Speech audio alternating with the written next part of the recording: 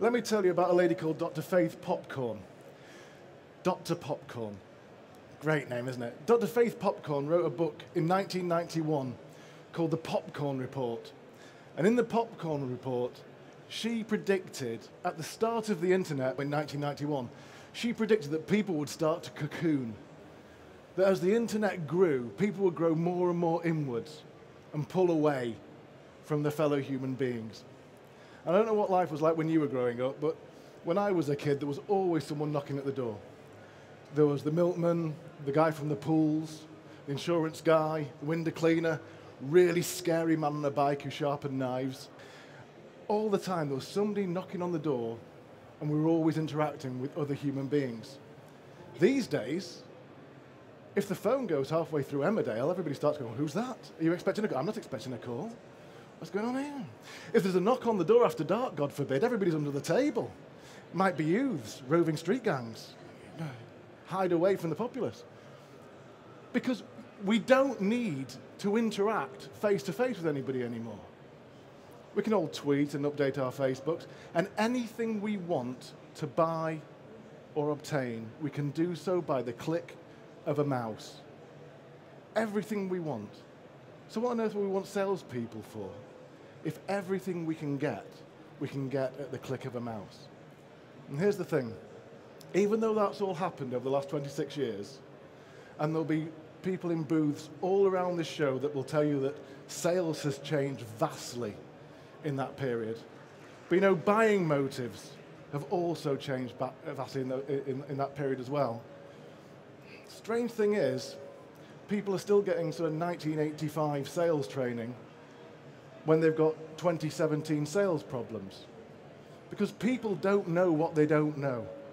How can you find what you don't know how to look for, what you don't know exists? Let me explain this. There's 3 rules of sales and customer service. The first rule, the golden rule, and I should come over this side, everybody knows that, it's written in stone. Treat others the way you want to be treated. It's a nice place to start, isn't it? Treat others the way you want to be treated. The man says, I treat everybody the way I want to be treated. Can't say fairer than that. Oh, that's all right. Until you get to the second rule. And the second rule, the platinum rule, is treat others the way they want to be treated. Because I'm not you. So it's a nice place to start. Treat others the way you want to be treated. That's in the Bible, written in stone, very pleasant. In 2017, my expectation as a customer is that you're going to treat me the way I want to be treated, not the way you want to be treated. Your life experience might be completely different to mine. But then that brings us on to the third rule, because if that's an expectation, that means if we're going to exceed customer expectations, then we have to go to what I like to call the unwritten rule. That's a bit of a mouthful, but bear with me. Treat others the way they don't even know they need to be treated yet. That's a bit bizarre, isn't it? How do we treat other people the way they don't even know they need to be treated themselves? I'll tell you a quick story. Let's imagine you're taking dinner and theatre. So you come back to your car and the wheels have gone. Somehow you find an all-night garage and the manager comes and says, how is everything? Are you getting everything you want? And you go, yeah, everybody's been lovely, thanks very much. Everything's absolutely fab. I say, have they given you some locking wheel nuts? And you've never heard of locking wheel nuts, so you say, why? What are locking wheel nuts? I say, well, if you'd had locking wheel nuts, this would never have happened. And you say, well, of course I want locking wheel nuts. And you go back and see the guy who's putting your wheels on. And you say, why didn't you tell me about locking wheel nuts? And he says, because you didn't ask. Treat other people the way they don't even know they need to be treated yet. There's a wonderful word in Portuguese, saudade. And saudade finds itself in loads of art and music and poems in Portugal and Brazil. And what I love about saudade is there's no direct translation in English. Isn't that great? A word with no direct translation in English. The best that people can come up with is that it's a missingness. Something that should exist but doesn't, and so you long for. But you never go looking for it because it doesn't exist.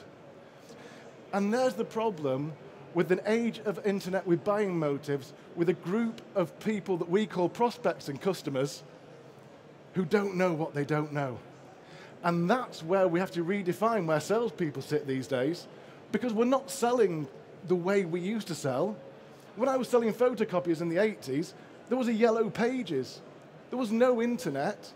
That's how you found your people back then. Nowadays, people have already found out what they want, but they don't know what they don't know. So let's draw a line in the sand. My definition of selling is this. It's helping people to make great buying decisions. Let's forget about sales skills for a minute and let's be experts on buying motives. Let's find out why people want to buy and how they want to buy it, and then help them buy it. I'm really big on the word help. Help and happy. I deal with a lot of people who say they're not in sales, whether they're bridge salesmen or kitchen designers or dentists. So I'm not in sales. So let's replace sales with helping. Let's help people to make great buying decisions. So it brings us on to the title of the talk today, which is the 4-step sales cycle found in every successful business transaction. And it was a book that I brought out, and we've been using it as the foundation for our training for about 10 years now, but Selling with Ease. So why do we call it Selling with Ease? Well, clearly if I'd called a book Selling is quite difficult, few people would have bought it. But it's an acronym that stands for this: earn the right, ask the appropriate questions, solve the problem, and execute the solution. And whenever I go in to talk to people about sales training with sales directors or HR, the conversation always turns around to what our sales team need to do is to close more deals. If we close more deals, we get more business. That's sort of true. But the thing is, if your objective is to close a sale, if that's the whole purpose of starting the conversation, then surely your close starts right at the beginning. Your close isn't confined to the last second of the sale, and there will be plenty of people here that tell you there's some level of Jedi mind tricks for salespeople. But honestly, let me tell you, I haven't got it and they haven't got it, and it doesn't exist. You will buy this is not a line in anybody's book that works. To be fair, if you did have some level of sales mind control, I doubt if anybody would be giving it away free at a sales expo. So if the close doesn't happen at the end, and it begins at the beginning, let's talk about the first quadrant, earn the right, which is, in my mind, the most important part of the sale, and let me tell you why. The wonderful Anthony Robbins tells a story about a plastic surgeon, and the plastic surgeon in LA has got a book that he's created on his coffee table in his waiting room, and in this book are the faces of all the beautiful people, past and present, in the world. And he's mapped out mathematically what makes them beautiful so that he can give those to his clients. And it turns out that this bit here, in between the nose and the lip, is called the fulcrum. No, the philtrum. God, honestly, if people start tweeting that I went and asked you to measure your fulcrum, it could be anywhere in your body. It's your philtrum, right? You'll all be dying to do this in a minute. If that is the same size as your eye, perfect face, allegedly. 1 millimeter out either way, normal face. 2 millimeters out, according to Anthony Robbins, but ugly. Let's change the analogy. Let's say you jump in a boat from the UK on your way to New York. If you start that journey 1 degree out from the UK, you don't end up just outside New York. Your little boat ends up all the way somewhere in Canada. And it's the same in every sale that you ever step up to. This line across here, at the bottom on the horizontal is sale, vertical is no sale. You don't have a chance of selling to these people. That straight line at the bottom, they were going to buy anyway. That could have been achieved by a monkey in a small suit with a brochure. What happens in most sales, though, is this. The 1 degree out earn the right, the bit where I was supposed to trust you. And that, just like your little trip in your boat to New York, by the time you get to the end of it, what you create is something that I like to call a commitment gap. And the thing about the commitment gap is it all seems to be going okay, but I don't quite trust you enough to say yes right now. A really positive sale will go up and down like that and end at a sale. But when you've created a commitment gap because you were 1 degree out with your trust when you were supposed to be earning the right, you'll hear things like, do you know what, I'm not just sure, I'll think about it. Send me some brochures. Get back to me in a week. It means I don't trust you enough to say yes now, so I'm going to talk to other people or maybe just forget the project. That's what it means. Because here's a fact that always amuses me, and I don't know why it hasn't dawned on people before, but if they don't trust you at the beginning, they sure as hell won't trust you with the money at the end. That's just a fact. You're a customer. We're all somebody's customers, somebody's prospects. You know when you don't trust somebody. Because in the 21st century, we've all seen enough episodes of The Apprentice and watched Wolf of Wall Street to know when we're being sold out, haven't we? When we're being sold out, we feel that. What we really want is someone to come and help us, want us to come and solve our problem. Help to buy from, that's what I want.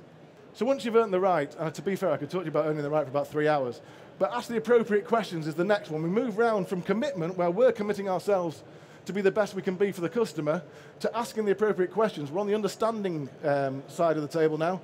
So we're going to try and understand the customer's requirements, needs, and the full opportunity.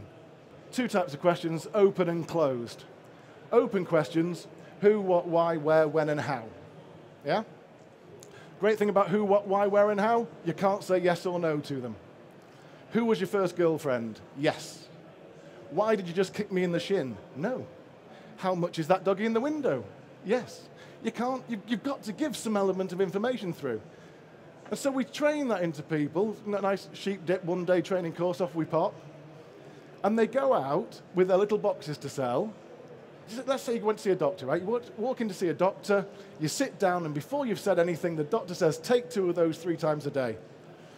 And you say, but I haven't told you what's up with me. And they say, yeah, but that usually works. Crack on with it. I mean, 90% of the time, I want a second opinion. They'll probably give you that. I won't bother. I mean, if it doesn't work, come back. Well, you know, if it gets worse. But that's what salespeople are doing all the time. I can't tell you how many times people have walked in with a box and said, Chris, do you want to buy a box? Not really, thank you. 50 quid a box. No, I don't want to buy a box, 50 quid. Ooh, you're a tough sales trainee type, aren't you? 45 quid then, go on. Still don't want a box. Yeah? You have no idea what I need or what I don't know or how you can help. But it's not most salespeople's fault. They're sent out to sell the box. That's what they're being judged on. That's what they're being measured on. They're not being measured on how much they understand the customer. They've got to sell the box. Back in the day, you used to have people who sketched for the police, you know, when there'd been a terrible crime. And the victim of the terrible crime would, before they did it on computer, would talk to a sketch artist. And the sketch artist would, for some reason, draw Freddie Mercury. And they'd sit there and they would find out the picture in the head of the victim of the crime. And they turn it around and the sort of reaction you want is that the man? And the victim of the crime to go, oh, that's him, it's all coming back, oh, it's horrible. Yeah, that's what you want.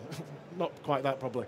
But you want something like that to happen. You don't turn around and go, is that him? And go, no, it looks nothing like him. Yeah, well, I'm sorry, I can't do noses.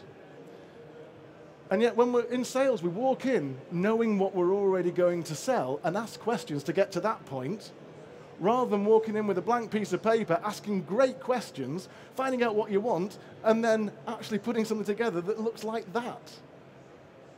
When we ask great questions, we've also got to listen to them. This is the Chinese symbol for listening. And it's the best definition of listening I've ever come across. The definition, Chinese words are made up of different pictograms. And essentially this says, I give you my eyes, my ears, my undivided attention, and my heart. That is the Chinese symbol for listening or to listen. I give you my eyes, my ears, my undivided attention, and my heart.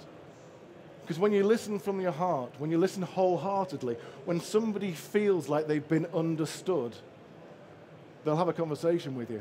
That's the secret of communication. Ever been out with a friend that you haven't seen for ages and just talk? Because you've got so much to say, so much to go through. And although you've got everything off your chest, actually, you've not really heard what each other have said because you had so much to say to each other. People need psychological breathing space. When I've told you everything I want to say, I will listen to everything that you've got to say. But until that point, if I've still got things that are in my head that I want to tell you, I'm not listening to you either. I'm not listening to your wonderful pitch because I still want to tell people stuff. And the trouble with most salespeople, they never get to the point where people say, that's everything. Tell me how you can help. Which brings us round to solve the problem. So we've, on understanding, seek first to understand and then to be understood, as the great Stephen Covey once said. So we're going to solve your problem. And here's the thing, and if you take nothing away from today, this is one of my favorite bits of advice, this. When a guy walks into a DIY shop to buy a drill, he doesn't want to buy a drill, he wants to create a hole. And I'll meet 2 types of salesperson in a DIY store. The first one will get all the drills out. They'll go, oh, power packs, oh, drill bits, same metal as Wolverine's claws. Oh, and this is the workhorse of the home-based DIYer. And I'm going, oh, right, okay. And the second one will say, what are you drilling into? How often are you going to use it? What are you going to put up? What's your budget? And then recommend my best choices from that point onward. They'll understand what I need rather than what they've got to sell. Great Zig Ziglar said that sales is a transference of feeling. Come back to our little friend with the box that's coming to sell me a box for 50 quid. If sales is a transference of feeling, what that means is that if you feel the way that I feel about the conversation we're having, we'll have a great conversation. Trouble with most salespeople is they don't feel anything. It's not their fault. They're not really, nobody's asked them to feel anything. What they feel is if they don't sell this, they'll get bollocked. That's what most salespeople are feeling. They don't feel for the product. They don't feel for the service. If we went to central London, which is a lot further from East London than I thought it was, I have to say. If we go to central London and we go to Hyde Park Corner, you will find an evangelist standing on a box with a Bible in his hand, screaming and shouting and desperately trying to get the uninterested interested. But he's not telling them about heaven to get him there. He's already going. It's a done deal. He's worried that you'll miss out. That's his problem. He's on his way. Done deal. Off he pops. Land of milk and honey. But it'd be a sin not to tell you. How evangelistic are you about your product or service? What feeling are you transferring when you talk about it to your customers?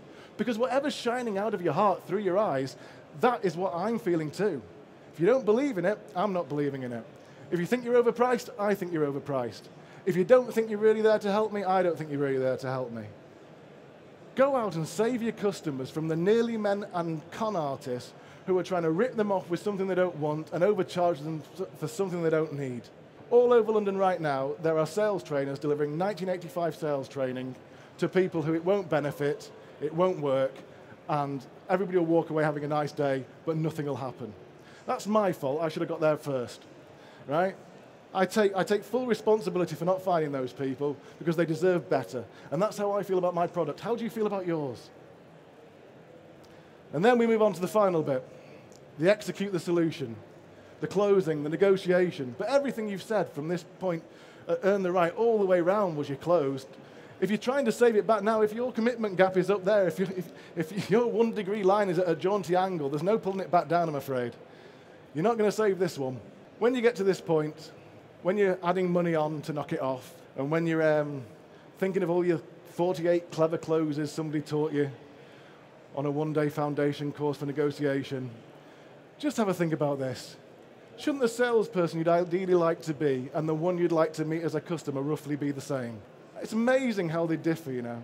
At the beginning of foundation sales training, Dave say, well, what do you think the perfect salesperson looks like? Like this. Okay, and what do you think you need to do your job? Like this. Never similar in any form or capacity. Do me a favor, when you go to see your customer, stand in their shoes, see what they see, and listen wholeheartedly to what they say. Believe in your solution like an evangelist, and be the antidote to their sordade. A quote from the Extremely Successful Salesman's Club: if you're going to do nothing else, do this. If you want to step up on the hill where the air's sweeter and the crowd aren't fighting for business, let your customers and prospects recommend you to each other, and let your competition wish they were you. If you're going to have a mantra to go out and be successful, go and do that. I promise you it'll work. I'll be at the front. Thank you so much for your time, everybody. Cheers. Thanks.